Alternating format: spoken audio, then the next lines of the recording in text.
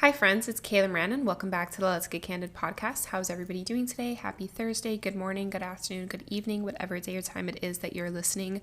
So happy to be back on the mic with you guys. Happy almost Christmas, happy Hanukkah, and yeah, let's get into it. I'm super excited for this week's episode. Sorry I did not upload last week. I was deathly ill after Art Basel and the winter weather and just riding myself ragged for the last few months. I was honestly so go.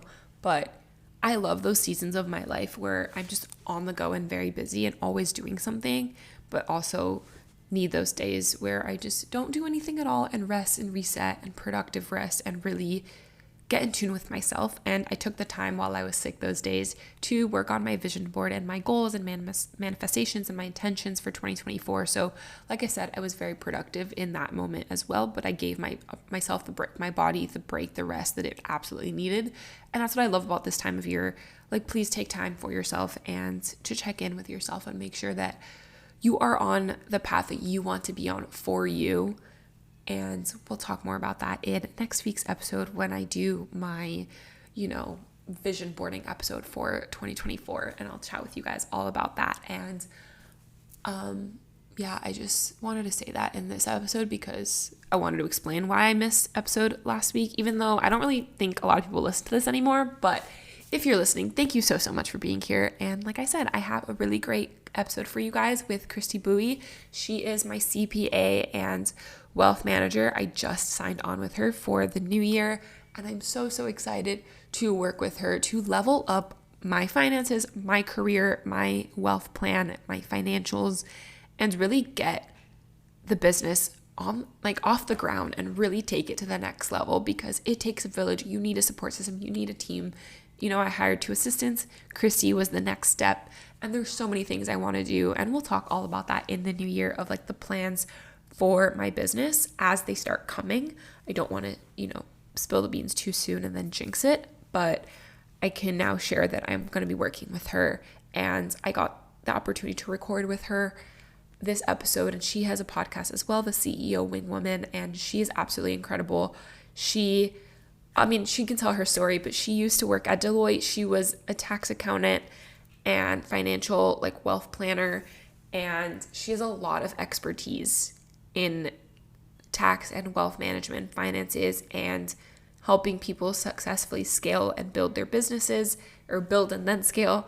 And now she does it for entrepreneurs, and she really helps people who want to show their audience that they could do it too and grow their community and their businesses through social media. And that is why I chose her. And I really hope you guys enjoy this episode. Let's do a quick suck and sweet of the week, and then we'll dive right in.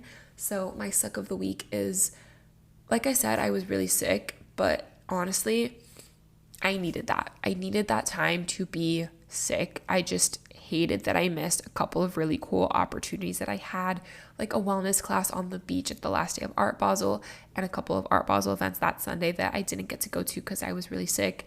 And just getting, festive and going out with friends and being out in the community and seeing all these people that have been in town. And I missed out on a lot in the last week being sick, but it was also exactly what I needed to kind of take a step back and reflect and look inward and take care of myself. So no true suck, just other than the fact that I was really sick, but that just goes to show you need to take time for yourself when your body tells you you need it, and hopefully you don't burn out, because that's not fun, but you learn from it for the next one, I think, always.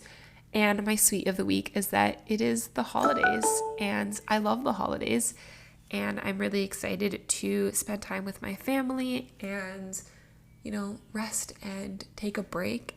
And the new year, I always love ringing in a new year. It's just, there's something about a fresh start. You could always start fresh. Every single day is a fresh start.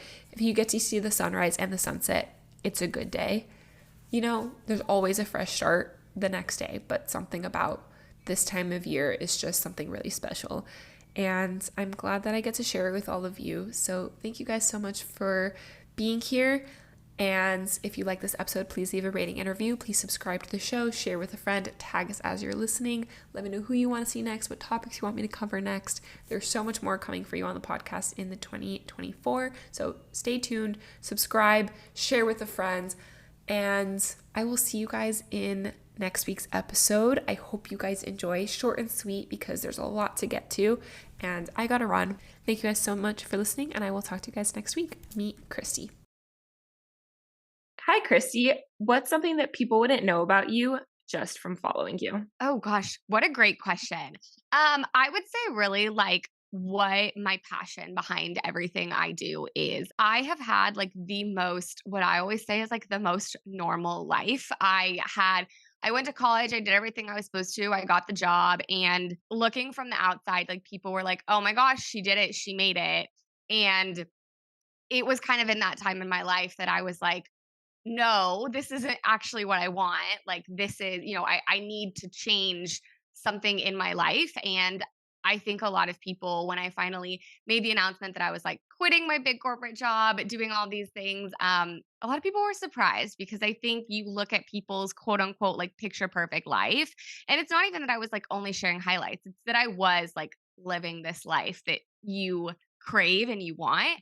And it was just like, not a happy time in my life. And so I think that's something, people think that I did it all and had this great journey. It's like, and I know you can relate. It's like, nope, that actually, that wasn't the situation. No, that's a big one. And I want to dissect that a little bit, but go back to how did you know what you wanted to study in college? Like, I think people put so much pressure on like being 17, 18, like you have to decide your major and that's going to be your career. And most people don't work in their majors, with the Yep. exception of like doctors. That's really it. Like, not even lawyers. Like, you could go to law school with any degree. So, what made you decide to become an accountant? And like, did you know that's what you wanted to be at when you graduated from high school? Like, how did take us back?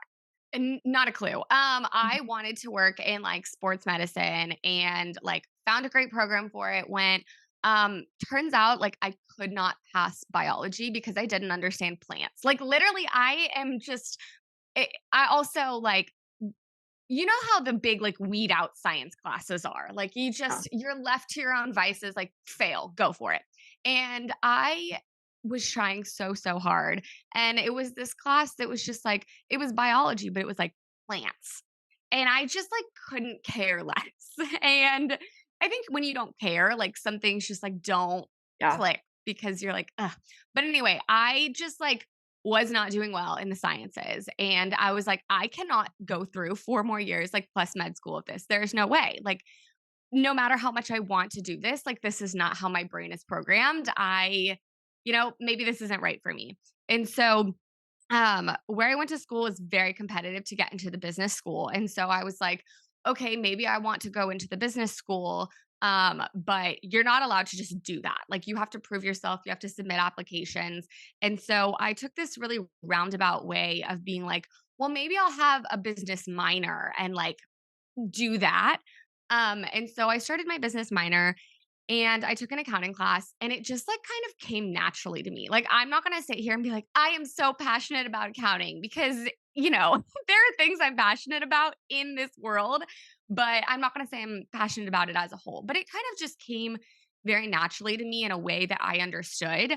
And again, I mentioned I just came from like a very normal family. And one of the things I was told was like, get a job with job security, right? Like, you want something consistent and reliable. It was never like what you're passionate about. And I do think there's an element of your job that you should be passionate about for sure. But also, there's a reality in which like a job is something that allows you to pursue other passions. So I just want to be very clear about like, I don't think everybody is like meant to love what they do. And I love part of what I do.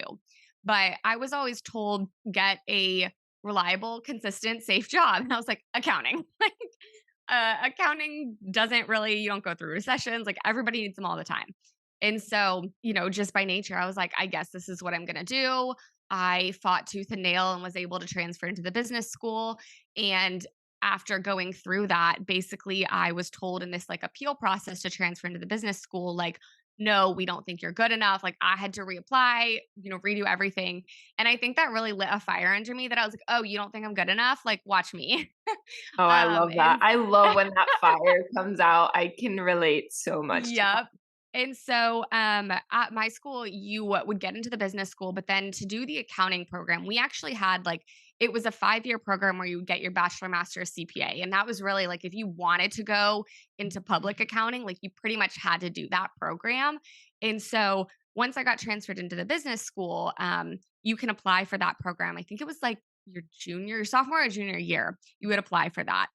And so I was like, "Oh, they didn't even think I could get into the business school? No, no, no. Like, I'm gonna get into this program." And so at that point, I was kinda just, like, fighting for to prove to people that it was worth letting me in and letting me do this, and I was capable. And along the way, I really took an interest in more of, like, the tax side of accounting and the strategies and things, and I don't know if how much you've seen this in law, but, like, there are ways we would study court cases where you would resolve something simply through, like, different taxation of things, like both parties could win. And I just thought it was so unique that you could use tax law as a lot more of a puzzle than like just preparing returns and doing all these things that we thought tax was.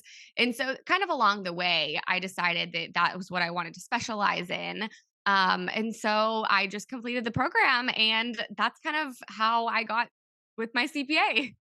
No, I love that. I think there's so much to be said for kinda having to go the roundabout way or doing it the hard way, and it does like you said, it showed you, like, you really do want this and you're gonna give it your all, and you're gonna prove people wrong that you do deserve to be there, and I felt the same way in law school. Like, it was my goal my entire life to go to law school, and then I got there and I was like, everyone's telling me I can't do this and I'm not gonna succeed and, like, I shouldn't be here, but, like, watch me and I'm gonna make it happen on my terms, and it worked, and for you too.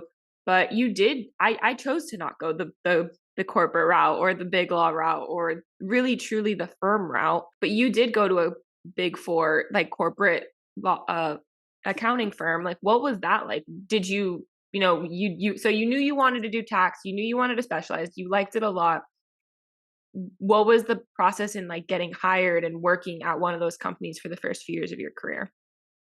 So at the school I was at, it was a relatively prestigious program. So we were actually like recruited out of school. And I think I had the most unique like job getting experience because we we were recruited basically by all of the big 4 firms, and it was so strict that each firm could only contact us on a certain day of the week so we wouldn't get like overwhelmed.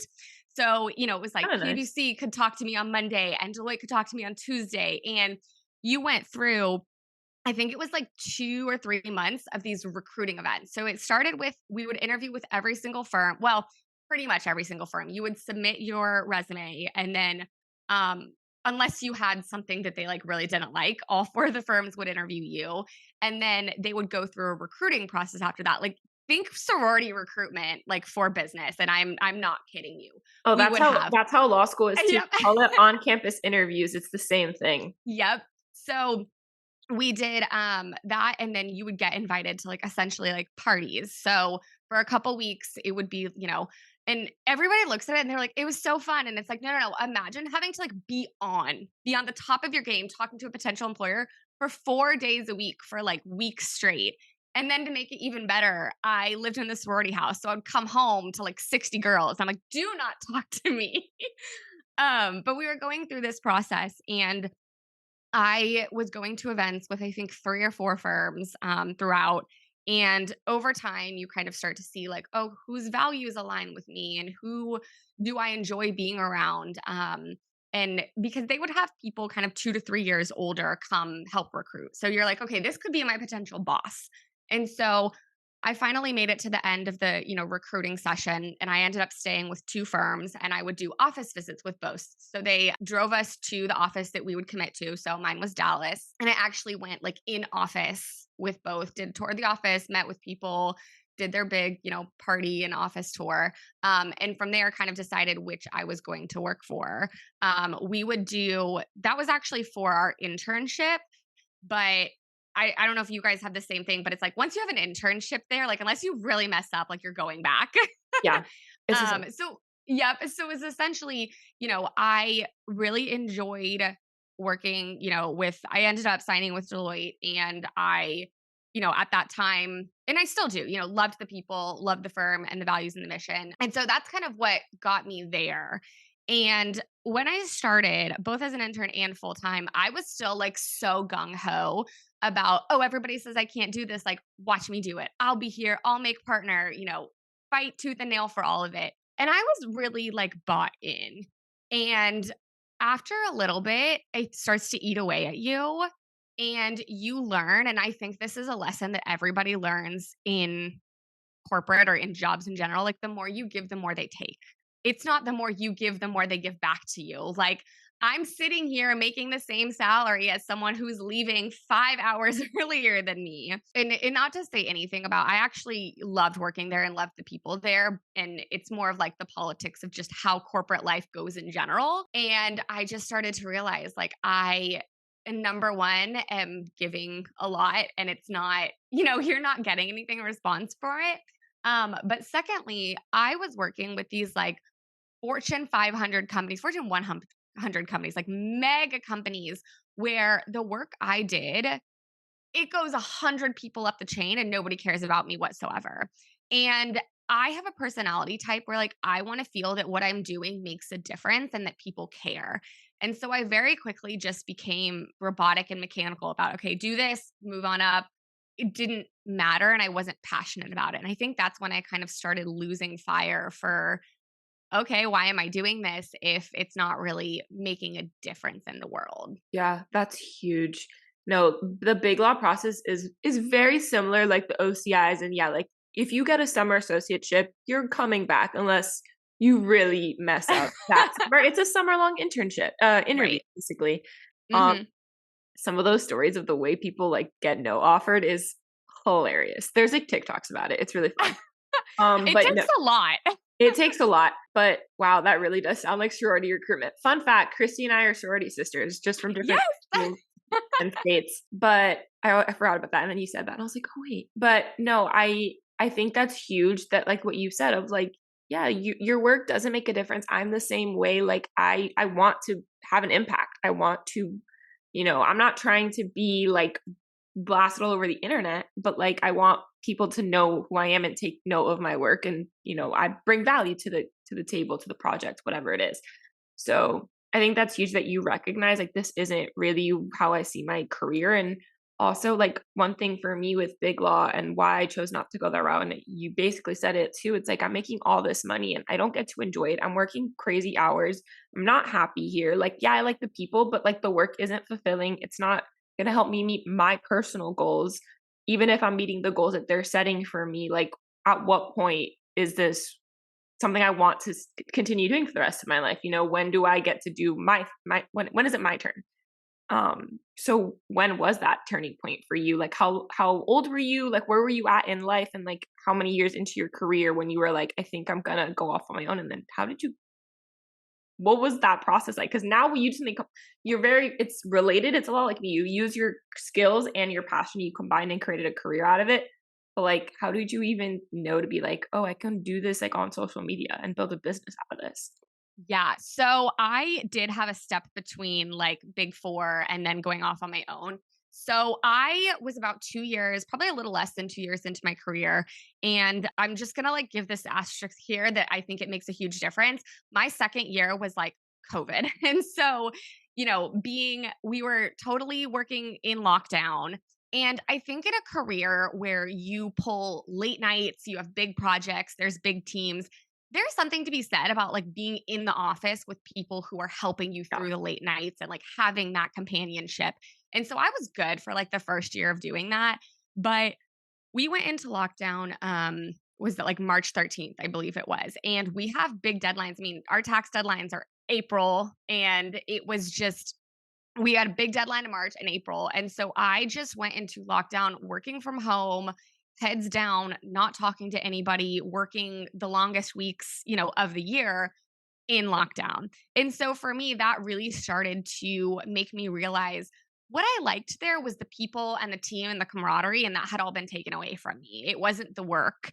And so I do think my journey was maybe a little bit accelerated by the whole work from home thing. But at that point, I kind of started looking for other jobs and figuring out what else I wanted to do. I will also say, and I think this applies to lots of jobs, I was getting very niched into a very specific type of work that I was doing very quickly. And I realized if I didn't get out now, I was going to be stuck there forever. And I think that's something important for you to start realizing 2 years into your career. Like, am I a generalist and I know everything, or am I so siloed into this one field that that's all I could do? That's So a huge even one. yeah, and so even as I started, and I'll to add on to that, Kayla and I have been talking about this, but my husband right now works in oil and gas, and we're in Houston. And one of the big things we're always talking about is, for being in an industry like that, like, is he going to be locked into that? And so all of these things, like, I think everybody in a professional career goes through this kind of thing. But after realizing, starting to look at other jobs outside and realizing even 2 years only in, people are fitting me into this one silo in this one category. And so all the job offers I was getting were in this one type of tax that I practiced. And so I actually worked a lot in the private equity sphere. And that is also like a very demanding industry.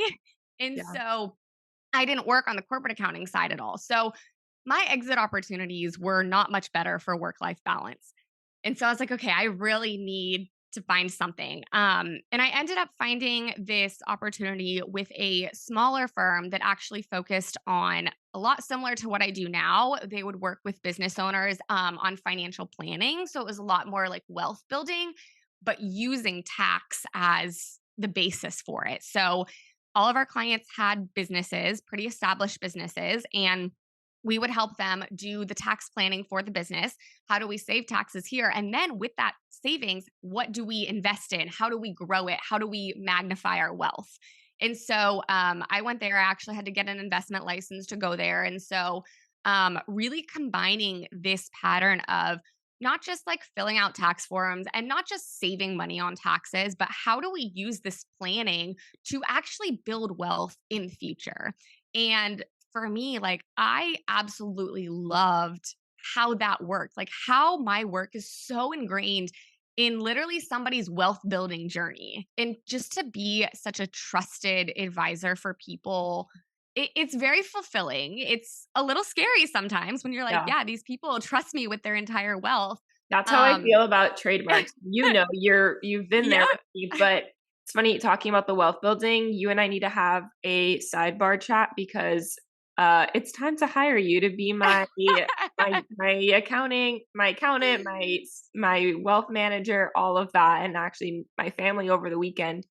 That's something that we're in the process of as a family starting to look into, but especially myself now as a business owner, I need to start doing that and, Yeah. setting up, and you and I've talked about this too, like multiple times, but like being self-employed and having a 401k and a Roth IRA and like all these planning tools, like it's time to step into that in 2024. So you and I need to chat about that. Like, Yes. Well, and throughout this journey, like kind of what you just said, like all of these self employed opportunities that you have, I would work to advise clients on those. And I was like, yeah, you can save, a couple $100,000 in tax advantaged assets if you do it the right way as a self employed person. And I'm sitting back being like, wait a minute. I want to do that. Like, I'm advising on all these people on how to do it. And I just learned this pattern of like, the more you get to know your people, the more you're passionate about serving them, the more you're passionate about knowing them, the better you can serve them. And it occurred to me that I really wanted to work with a smaller number of clients on a much deeper level because I wanted to have those relationships where I could identify every opportunity that was in their life because I knew their life A to Z. I knew everything about them. And quite honestly, I think that's what it takes to really help people on the tax side. If to anybody listening, if you are working with a tax professional who like asks you for forms one time a year and fills them out, like there is just no way in which that person can know enough about your life. that they can help you structure things properly. And so there were kind of two things that helped me make that transition, the leap to be on my own. Number one was just realizing that I wanted this setup that would require, a different type of client who truly valued my expertise and was willing to pay for that deep level of connection. And then the second thing was at the firm I was at, we would advise on tax stuff, but we wouldn't always like do tax returns. And so clients would come in, I would review stuff and just see things from other professionals. And I would just like, it was so bad. Like the work out of other firms that our clients were working with was so bad that I, like 4 years out of school, was spotting mistakes in 5 minutes. And I just said, I can do better.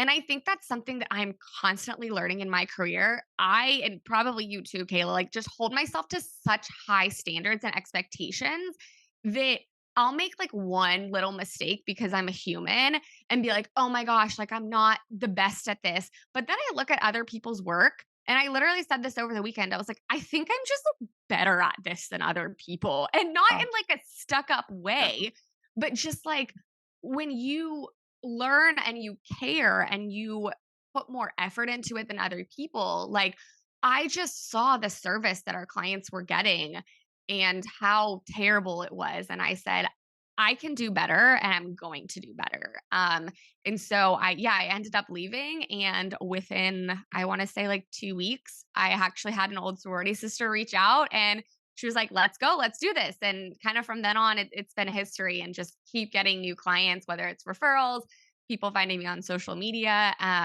Yeah, it's been great. Yeah, no, I think you and I connected for sure over a year ago. I don't know if it's been 2 years yet, but it's really cool to see the evolution, not just of my own career, but yours too. And you've rebranded, you've really come into your branding and what your message is and who you're here to serve. And it's changed along the way. It always is going to be evolving, but it's really cool to see you use what you said, like you want to help a small group of people really in depth get to know them and their business and their lives and really help them set them up for success. And then also you're doing that for yourself. And very similar to me with what I do, and they go hand in hand. Actually, you and I have worked together on a client Yep. helping her have at both sides of things. And like we work together on a team and building those teams and building those resources. And it's really cool to be a part of that and kind of go alongside you in this journey as well. um what do you think the most rewarding part about going on your own is, and what has been the most difficult part? Definitely the most rewarding is getting to choose who I work with. I have had sales calls with people who will say things to me and I'm like, bye. Like red flag, not even sending you a proposal. Um, and I have the ability to do that, right? Like I get to make my own choices. And if you are not someone, like I said, I have a very specific niche firm. Like if you are someone who just wants me to fill out paperwork for you, yeah, you're going to think I'm expensive and you're going to not want to pay my rates. And you know what? That's fine. Go elsewhere. And I have the liberty to say that. So I don't really feel bogged down and stressed by the clients I serve because they're clients I want to serve and have chosen to serve. So definitely the most rewarding. The most challenging has been the growth phase and hiring. I could go on and on about employee struggles. But how do once you are in a growth phase and you are wanting to serve more people, right? I said I want this to be very few clients that I'm like dedicated to because it takes longer. And so once Christy is maxed out, like how do we increase the capacity? How do I templatize my offers without making them too template because the goal is to be customized? How do I teach somebody else who didn't come from the same background I do what to look at and what to do? And obviously, as a financial person, I'm analyzing the finances of all of this. And I think it's, one of the things that is always true in a business is especially when you're solo, you start making money and you're doing great. And then you get to the employee phase and you're like, and now I'm costing myself a lot of money and you have to rebuild it up. And so, I've kind of been going through that growth phase and yeah, it's just hard. And even trusting other people with like what you have built and like getting access to your clients. Like my clients are my babies. Like giving somebody else access to talk to them and serve them is incredibly challenging. Yeah. I'm almost at a year of, well, so I have two businesses. One business is at a year, the other one is like 10 months. So in January it'll be a year. And it's just crazy to think like it's been really slow growth because I was working part-time for the majority of that. But I'm seeing it now that I have gone on my own, and I went on my own for the first time fully September.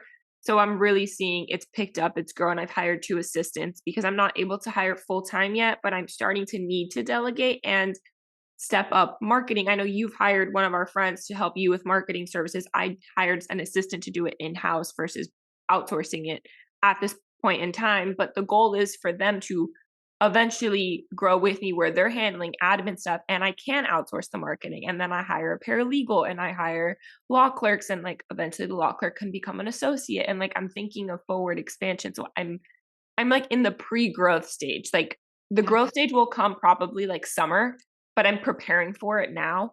And yeah, no one really talks about how difficult that really can be. And again, why I need you to help me in the finance side so I know what I can use to Yeah. go to do those things, and where, but also be cognizant of preparing myself for my own like future of you know buying a home and starting a family and travel and like the things that I like as a person, not just as a business owner. But what do you think? So you're saying like you're in the growth phase. Like, what do you think the phase before that is? Like, what do you think the stages of a business are? Like the newer like solopreneur businesses, and how do you help in each stage? Like, what can you offer? Yeah. So I would say, first off, you start out probably just in your solo phase. Maybe you have, assistants that you're getting to help, or you straight up outsource. I don't necessarily consider outsource as difficult because you're giving it to somebody who like you don't have to teach and instruct, ideally. Yeah. So you kind of have that first stage. And here your biggest goal generally, and this is very different based on everybody's personal beliefs and honestly money needs. Like I will work with some clients who are like, I just need this to make me fun money. Awesome. I work with some people who are like, I want to sell this one day and this is my entire retirement plan. So how we approach things are very different based on your personal goals. And that's why I'm like, can't templatize any of this because everybody is different.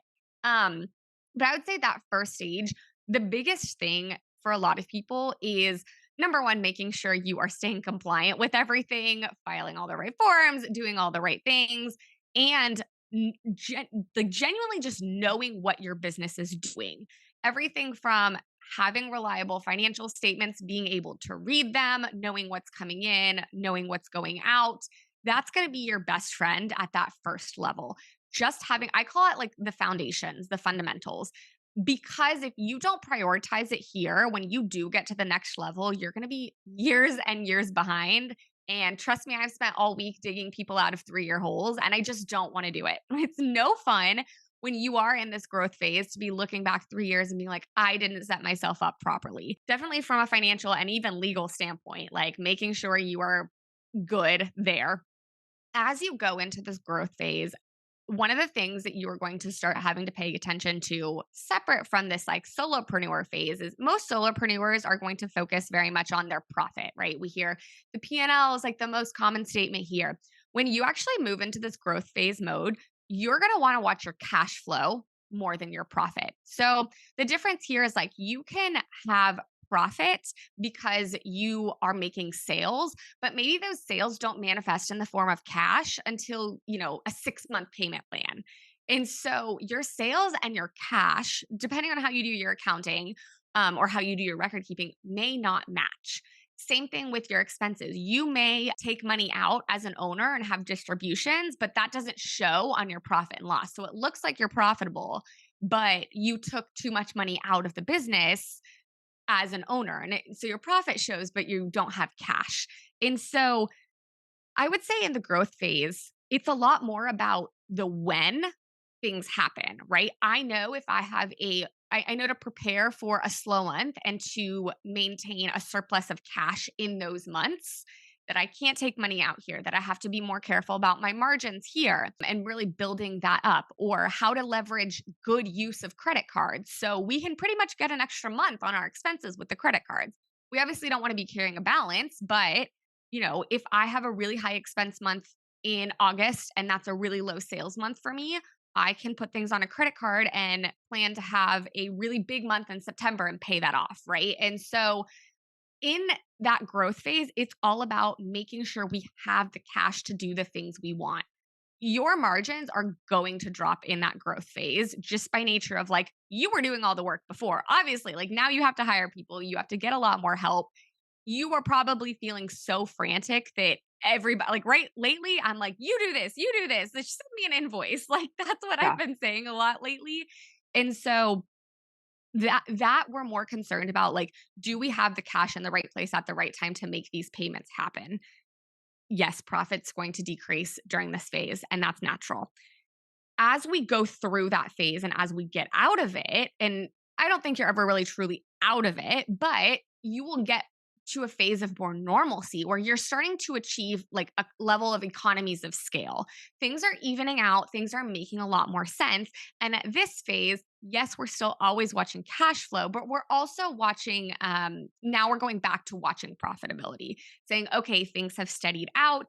Now we can figure out, hey, that assistant we hired when we were in desperate need of like just somebody helping out, they're getting paid too much. Or, oh, hey, our number one employee is asking for a raise here. Like, can we afford that? Is that good? Do we want to?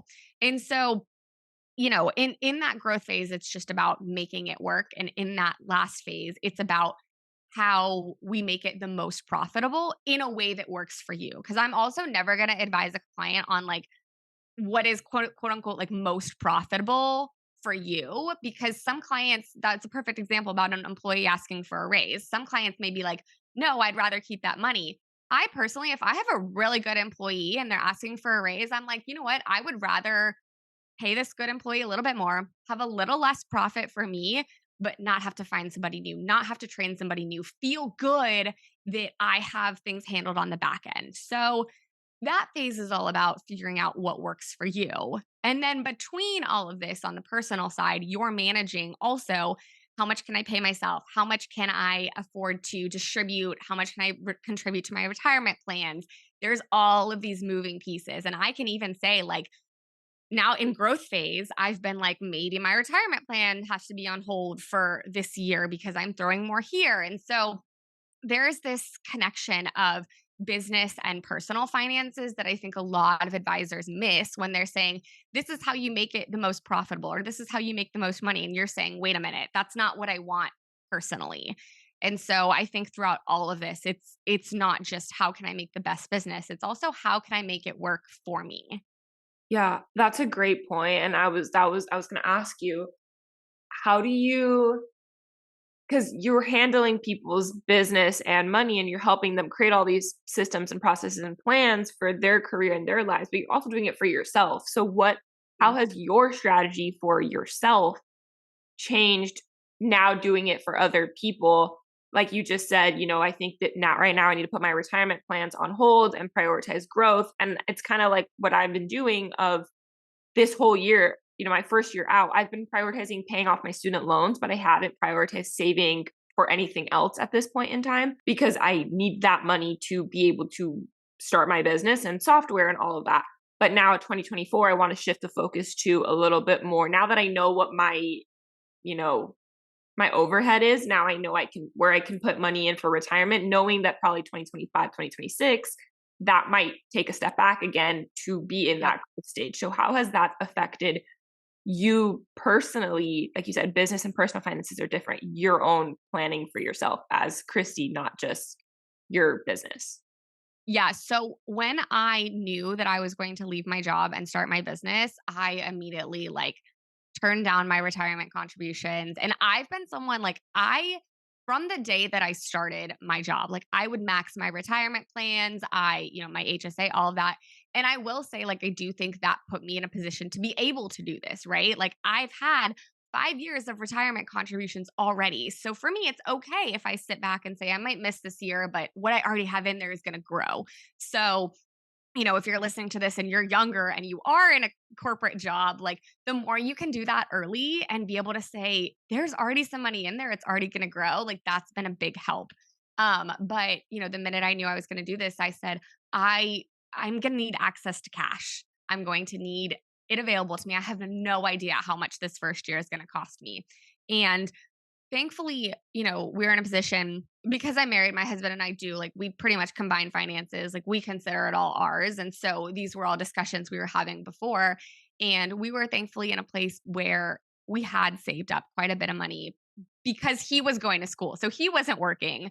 And then I was like, oh, also, I'm not going to work or I'm not going to work a corporate job. I'm going to start a business. And so, we had set aside money that I knew was going to sustain me for a certain amount of time.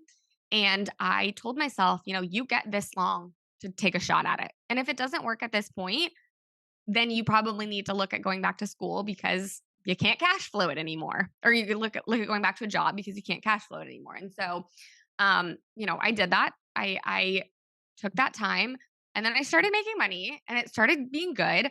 And we got to the time period where I said, oh, you need to analyze going back to a job. And quite frankly, like I still wasn't making what I wanted to.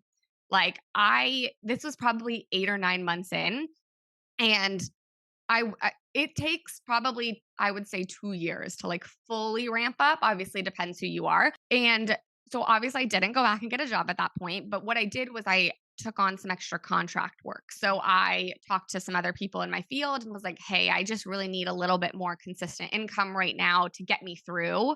Um, and I did that for like 2 months. And the second month I was doing that, like my own business started taking off. And I was like, never mind, sorry, bye. I did the exact same thing. And it's so funny because I had the same conversation with myself and with my parents. Yours was with your husband, mine was with my parents, but it's the same thing of like, hey, give me a year. And if in a year it hasn't taken off, not meaning that I'm making the amount of money that I would be making at a corporate job, because not likely, but like that I'm able to pay my way and have a little bit of money left over, give me a year. If I can get to that, then I'm going to keep pursuing this. If I can't make it in a year, then I'll go to a firm. And I'm at that year point and they're like, no, this is working. Like I know that next year is going to be tougher because of the shifts that I need to make. And again, hiring you and all of that. And that's going to cost me, but it's worth it, So it's funny that like that was kind of where you were at, because I can relate so much to it, which is why I also enjoy these conversations and why your podcast is so great, which we'll talk about in a little bit, but also having friends in this phase, and also doing the entrepreneurship thing. And we're all doing different things, but we can talk about we can have these conversations. Gigi and I have monthly CEO chats where we do admin together and we motivate each other to talk about what's been going good or bad in our business, where we can make changes, help each other, like know where like an idea, like how about delegating that or whatever. And, remind each other to pay invoices or send invoices or whatever. So, it's cool to have friends that are doing this alongside you, but Yeah. And I think that this is like more people's story than have ever let on. Oh, for sure. But it's nice like that you had that help with your husband. And for me, my parents, I cannot imagine doing it completely on my own. And I will say, I think everyone that I know that has done it has had that support system, whether it's family or a partner or something along those lines. Like I can't say that I know someone that's completely done it without that support system, but I just don't think you can. Like, I don't think you can do it without that support system. Yeah. And if you don't have a built-in one, like go make one and find one. Mentorship is the biggest thing. That's why you and I both started our podcasts. That's how I got to where I am today. I knew that I could go on this route because of the mentorship aspect, and making friends like you guys. But you brought up a good point of you and your husband combining your finances. It's something that I actually talk about a lot with my parents and just friends. And like, I always am polling people like, do you recommend that prenups? Like, I mean, I'm coming from the legal side of things, but like you're coming from the finance side. Like when, let's say like, for example, me like going into a relationship where I know that I want it to work and I really think it could, but I'm coming in with a business. I have stocks, I have assets. I hope to buy my own home in the next 1.5 to 2 years. I want to protect those things in addition to all the stuff that I want to build with this person, how do I go about, let's say we've been working together for a year and a half, and I have all these systems set up that you've helped me with. How do I have those conversations? How did you guys have those conversations? So we got married at 23 and had absolutely nothing. So I do think that added to the equation, like, no, we don't have a prenup because literally nobody had anything. I will say, like, he had student loans and I did not. And I did look at him and say, you're paying those off before the wedding because I am not like getting those. Yeah. And so, we did have those conversations. And I would say, like, when I say we combine our finances, like, we share a joint credit card. Like, we still have our own separate accounts. But when I say like combined finances, what I mean is mentally. Like, we Okay. think of all of our money as ours. And I think, and everybody is personal about this, everybody has different opinions on it. But I genuinely think, like, the reason that he is able to make this money is because I do this, or the reason I'm able to make this money is because he does this, right? Like, there are very few instances where one partner is doing something exclusively alone. Even you'll look at families where, one of them stays at home with the kids and the other one is like, oh, well, I'm making all this money. And it's like, well, you're only able to do that because your partner is supporting you in doing this. And so, Which is funny you mentioned that, because in law school, in family law, when divorces would come up, and that was the case, it was a stay-at-home parent. Usually the wife, the mom, was a stay-at-home and the dad was working. The wife would end up taking home more than 50% because her contribution was that she stayed home and took care of the kids and cooked and cleaned, so you can go to work longer hours. And the husband's like fighting the court of like, she's right. contributed, and they're like, no, that's her contribution. Some states do consider that a contribution, and they might cap it, or they have like percentages, but that's a really good point. And I like that. I think that's a good note too, of like, you have your separate accounts, but you have a joint credit card or one joint account for like household expenses or the children or whatever, but you keep your money separate in other ways.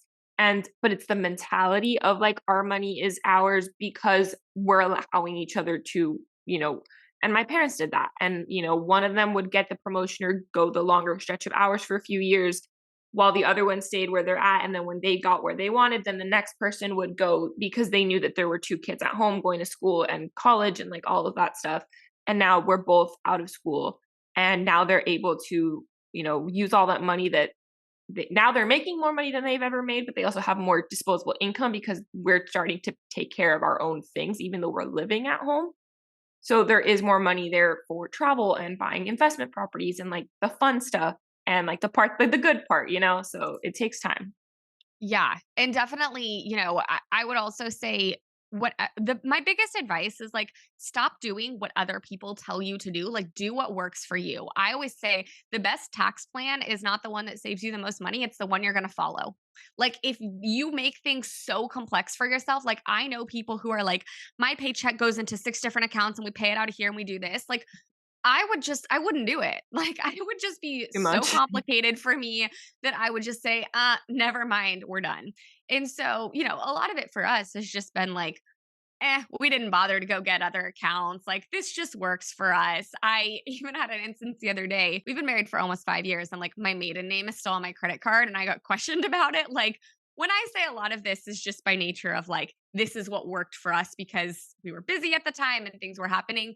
But I do think the mentality is the most important. Like, how do you view things? So, this summer, my husband was working a lot, or last summer, he was really busy. He was working a lot of hours. Normally, the credit card comes out of his account, but I logged on, saw it wasn't paid. I was like, okay, cool. Like, he hasn't had a chance to take care of it. Let me do it. And it's not like conversations. I know a lot of people are like, okay, you contribute this percentage, you contribute this percentage, and that totally works for some people. For me, I just was like, okay, cool. I'll cover it now. He'll get it in the future. Like, that's kind of how things go for us. Because in my opinion, like, the more we have these conversations about your money, my money, contribute this, contribute that, that's the mentality you start adapting, even if it's like unintentional. And Yeah. so for us, it's just been like, spend everything on this credit card. Like, we'll literally joke. He'll go to dinner and he's like, I'm treating you to dinner. And I'm like, yeah, on our joint credit card. Like, okay. No, Um, it's huge what you said. It's the communication. and it goes in all aspects of this. Money is the number one, like I saw in family law, and I'm sure you know this, like money is the number one reason people break up. Not cheating. Cheating might be second, but like money is the number one thing. So you have to keep that conversation happening. And it's making sure you're on the same page, like from the beginning. Like when I say we had money talks well before, I knew he had debt that I didn't before we got engaged, and like all of these things, and making sure you're okay with that and that your like long-term goals align. Like I genuinely don't think I could have married someone who, not that they like had to be investing in retirement accounts, but like who didn't see the point in it. Or Yeah. just making sure like there are some things, I'm going to sound so cynical, but you're probably the same way, like in law, like I'm sorry, love is like 1/12. I knew that's about, I knew that's what you were about to say, because I was going to say this. It's like, I don't know. That sounds like terrible. No, I do it's love so my husband. true. He's great. But like there are so many things that like, you know, also have to work with this person, and you have to make that happen. Yeah, love isn't enough. You need how are you going to raise your kids? Are you guys religious? Are you going to raise your kids religious? Where are you going to live? How do you want to live? What do you value? Like communication, you have to have all these conversations, and it's scary and it's hard, but like, you know, I'm the same way. Like I could not marry somebody who didn't have ambition and who didn't see the value in investing in their future, however they choose to invest in it. Right. That's a conversation that comes later, but like those are the number, like I ask pointed questions, not just of dating, but my friends. Like those are the people I want in my life. Until I couldn't agree more. And yeah, like my goal is I should be able to pay off my student loans within the next 3 to 5 years. That's when I plan to get married. I'm not, and you know, if they have loans, I hope that that's their goal too. And if they don't, cool. But like, yeah, I don't want to come into a relationship owning, like having debt besides a mortgage. You know, Right. Everyone has a mortgage that is, unless you're loaded, like you can't avoid that one. But like additional debt, you know, credit card debt or loans or like card debt or whatever. Like I don't want to come into a relationship with any of that. And I hope that they don't either, or that will be agreed upon, that they're like, I'm not contributing to that. That is yours only. And, you know, but I think it's so important to have those conversations. And I'm glad that that is, you know, something that you advise your clients on. And again, it goes back to just working with a small group of clients where you really get to be in depth in every aspect of their life, because finances it's money makes the world go round, but it's the biggest stressor that we all have, and it's important, and it shouldn't be so scary. Yep. And I like that you make it not so scary. You make it a lot more approachable, and you make it a lot more enjoyable to educate yourself on. And that brings me to the CEO Wing Woman podcast. What was your goal in starting that podcast? How did it come about? And what do you talk about on there? Yeah. So really my goal, I've said a lot, and I actually have a personality test that I will send you the link to, because I think it's really cool. But it's like, what's your business personality type? And one of the personality types that I encounter a lot, I call it like the Oprah, because it's like, what's your celeb type? And it was like the helper. And it's how, like, what your goal is in your business and what potential like concerns there are for that. And so for me, it was like, I just want to help everybody. But unfortunately, like one of the things I found was that when I had low ticket offers, I overserved and really ate into my profit, in which I have a business, like not a nonprofit. And so the best advice that I've ever found for that is distinctly differentiate your services. Have a free resource that people can use and have your high ticket paying clients, but don't like give discounts to clients who you want to help, right? Like we're just keeping these two separate. And so I said, my goal is to give people this knowledge. I can't afford to spend my time implementing it to clients who aren't paying me full price, but let's make all of this knowledge 100% free on the podcast and give them the tools to be able to do it themselves. And so that's kind of my way of like being able to give back to the world while still making sure I am running a financially successful business on the other side of it. And so, you know, we talk about everything from, you know, we've talked legal, we've talked finance, we've talked nutrition. That's actually a big one for me, like keeping your body in good shape while running a business. Yes. And, everything from that, just like we talked about before, going through this, like you need a community of people who understand. And so it's all of the things I call it your little, like your mini board of directors, Yeah. people from all different expertise who will give you advice on running a business. And for me, it was just to get those conversations out in the world to be like, look, you're not the only one who can't sleep because you're up all night thinking about XYZ. Or, you've been running on granola bars for 5 years and now you're in trouble nutritionally because of this business. And so just talking about everything business and tangential, not just, the solid pieces of business. Yeah, because it's holistic and it's like you said, nutrition. I know you've talked about motherhood, you've talked about other aspects, and they all play a role. That community. I love that you call it a board of directors because I call my parents my board of directors. And like, we'll have business meetings, we'll have board Yep. of director meetings, and it's me and my two parents, my mom and my dad, and and I'm gonna bring you onto the team and Nathan, our mutual friend who is a lawyer who has Love been him. an incredible support system to me. He needs to come on the podcast too. Like you guys are my board of directors as well, and like my two assistants now, like they are my right hand man. Like they both of them, these two girls, like I've only had them for like 2-3 weeks, and like I cannot imagine not having them right now. Like while we've been on this podcast, they posted content for me. Love it. It's but no, this has been absolutely incredible. Where can everyone find you? I'll link it all below. Perfect. Yeah. So my website is just christybowie.com. And then you can find me on Instagram at it's Christy Bowie as well as LinkedIn. Those are probably my two active platforms. And then I'll also send Kayla the quiz because I just think it's really fun to like learn what your personality type is and how that's going to impact you financially. And I've seen a lot of these instances. So it's been really fun. But yeah, that's where you can connect with me. Feel free to send me a DM, whatever you need. I am always a resource.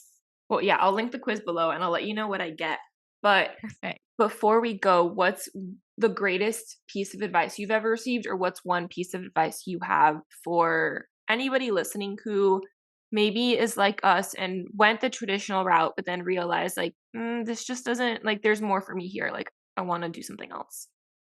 I would say you're allowed to change your mind. Like you are allowed to change. It could be every day. I mean, I don't recommend it, but whatever you decide, like that can be like okay for now.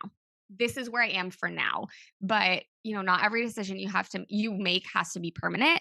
You can make one decision, you can change your mind. And, I've done that a lot within my business, deciding whether I want to grow it, whether I want to stay small, whatever.